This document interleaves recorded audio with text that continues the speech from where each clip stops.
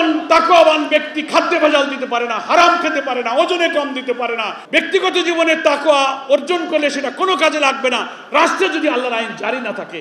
লাইল করছি, ইতিকাফ করছি, দান সদকা করে আল্লাহর কথা মনে রেখে আমি পাপ থেকে বাঁচার একটা মোরাল পাওয়ার আমি অর্জন করছি।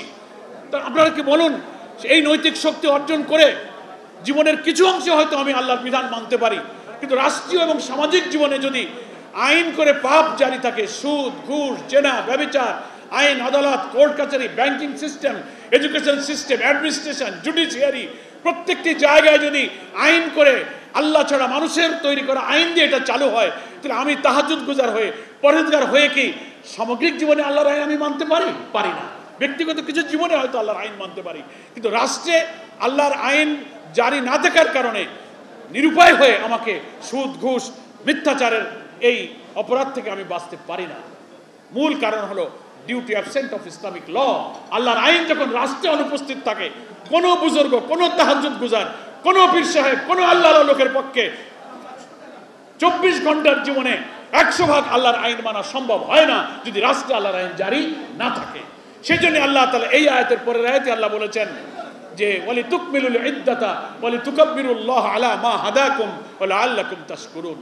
তোমরা রোজার মেয়াদ পূর্ণ করো, ঠিকই, কিন্তু এই রোজার মাসে যেহেতু আমি কোরআন নাজিল করেছি, এর আগেই বলছেন শাহরু রমাদান আল্লাযী উনজিলা ফীহিল কুরআন হুদাল লিন-নাস ওয়া বায়্যিনাতিন মিনাল হুদা ওয়াল ফুরকান। রমজান মাস আমি এই মাসে কোরআন নাজিল করেছি। এই কোরআনের কি পরিচয়? শুধু কি বুকে মুখে চুমু খাবে, হাফেজ হবে আর মর্যাদা আর সওয়াব কামাবে? নো।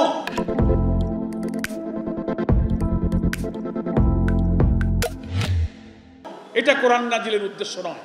ওটা সূরা তাহাতে আল্লাহ বলেছেন তাহা মা আনজালনা আলাইকাল কুরআন লিতাশকা। তোমরা দুনিয়াতে হতভাগ্য হয়ে দুঃখ কষ্টে ভুগবে, এজন্য আমি কোরআন নাজিল করি নাই। হুদাল লিন-নাস ওয়া বায়্যিনাতিন মিনাল হুদা ওয়াল ফুরকান। কোরআনের পরিচয় হলো হুদাল লিন-নাস, সমস্ত মানবতার জন্য এটা হচ্ছে একটা আইন। হুদা মানে way of life, code of life, constitution, the balanced complete code of life হচ্ছে কোরআন। আল্লাহ বলছেন বায়্যিনাতিন মিনাল হুদা, এর মধ্যে সমস্ত আইন কানুন বিধি বিধান দিয়ে এটাকে পূর্ণ করা হয়েছে।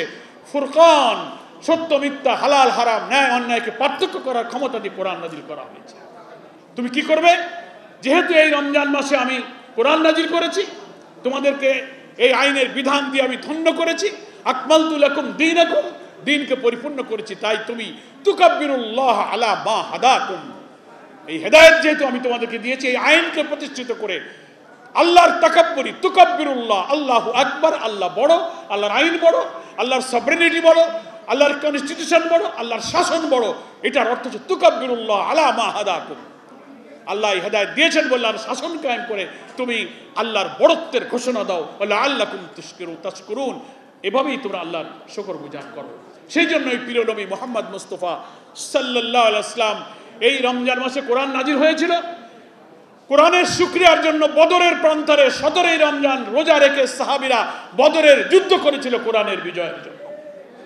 আবার 8ম হিজরির 10ই রমজান আল্লাহর নবী 10,000 সৈন্য নিয়ে যে মক্কা তিনি চোখের পানি ফেলে ছেড়ে এসেছিলেন হিজরত করে, সেই মক্কা বিজয় করেছিলেন 8ম হিজরির 10ই রমজান।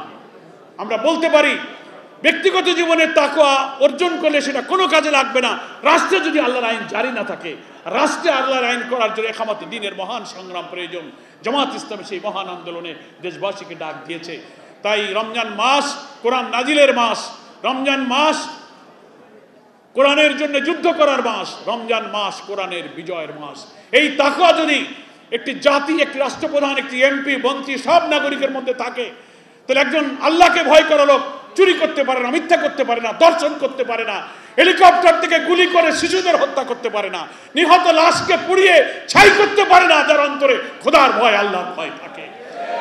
একজন তাকওয়াবান ব্যক্তি খাদ্যে ভেজাল দিতে পারে না, হারাম খেতে পারে না, ওজনে কম দিতে পারে না, অপশাসন, লুটপাট করে পরের হক নষ্ট করতে পারে না, জাহান্নামের ভয় যদি তার অন্তরে থাকে। সেই তাকওয়া ভিত্তিক সমাজ বাংলাদেশে গড়ার জন্য আমরা চেষ্টা করছি। ওয়ালাউ আন্না আহলাল কুরা আমানু ওয়াত্তাকাউ লাফাতাহনা আলাইহিম বারাকাতিম মিনাস সামাই ওয়াল আরদ। আল্লাহ বলছেন সূরা আরাফের মধ্যে, ঈমান আনার পর তাকওয়ার ভিত্তিতে যদি কোনো দেশ তোমরা গড়তে পারো, লাফাতাহনা আলাইহিম, আমি তাদের জন্য খুলে দেব বারাকাতিম মিনাস সামাই ওয়াল আরদ, আকাশ আর পৃথিবীর সমস্ত বরকতের দরজা আমি সেই জাতির জন্য খুলে দেব। সুবহানাল্লাহি ওয়া বিহামদি। সেই বরকতের বাংলাদেশের জন্য আমরা 5ই আগস্ট 24-এ নতুন বাংলাদেশে যাত্রা শুরু করেছি। সেই নতুন বাংলাদেশ, স্বপ্নের বাংলাদেশ, বরকতের বাংলাদেশের জন্য আসুন আমরা আল্লাহ তাআলার কোরআনের ভিত্তিতে একটি কল্যাণ রাষ্ট্র, একটি ওয়েলফেয়ার স্টেট গঠনের সংগ্রামে সামিল হয়ে আল্লাহর সন্তুষ্টি অর্জন করি। আজকের এই ইফতার মাহফিল থেকে আল্লাহ পাক আমাদের সেই চেতনা, সেই তাকওয়া, সেই কোরআন পড়া, বোঝা, জীবন গড়া এবং সমাজ গড়ার তৌফিক দান করুন। আমিন। ওয়া মা তৌফিক ইল্লা বিল্লাহ।